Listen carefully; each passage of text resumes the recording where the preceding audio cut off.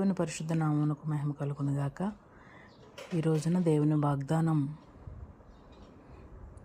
దేవుని మందిరంలో నాటబడిన వారై దేవుని ఆవరణంలో మీరు వర్ధిల్లుదురుగాక. అవును దేవుని బిడ్డలారా, మనం దేవుని సన్నిధిలో నాటబడాలని, నాటబడిన చోటనే వర్ధిల్లాలని దేవుడు కోరుకుంటున్నాడు. నాటబడని ప్రతి మొక్కయు పెళ్ళగించబడును అన్నాడు.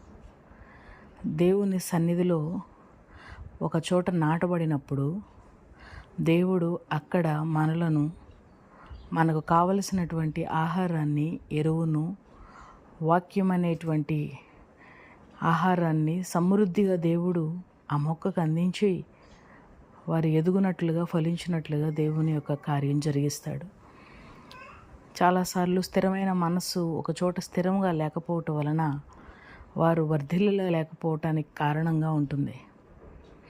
దైవగ్రంథంలో అనేకమైన వారి విషయాల్లో అనేకమైన సంగతులు మనం చూసినప్పుడు, ఎవరైతే ఆయన మందిరంలో నాటబడతారో, నాటబడిన చోట దేవుని యొక్క దీవెన ఉంటుంది, దేవుని యొక్క కాపుదల ఉంటుంది, కంచె ఉంటుంది.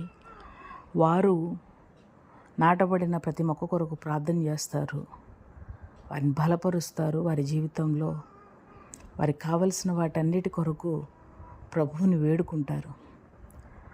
నాటబడిన మొక్క చుట్టూ కాపు కాసేవారు ఉంటారు, ఎరువు వేసేవారు ఉంటారు. దేవుని మందిరంలో నాటబడాలి. నాటబడిన మనము వర్ధిల్లాలి. ఆత్మ సంబంధమైన కాయలు కాస్తూ ఆత్మ ఫలమును ఫలించుచు ప్రభు సన్నిధిలో దేవుడు మనకిచ్చేటువంటి ఆహారాన్ని తీసుకుంటూ మన ఆత్మ సంబంధంగా వర్ధిల్లినప్పుడు దేవుని యొక్క మందిరంలో ఉండే సమస్త దీవెనలకు మనం పాత్రులుగా ఉంటాం. అటువంటి కృప దేవుడు మనకు దయచేయునుగాక. ఆమేన్.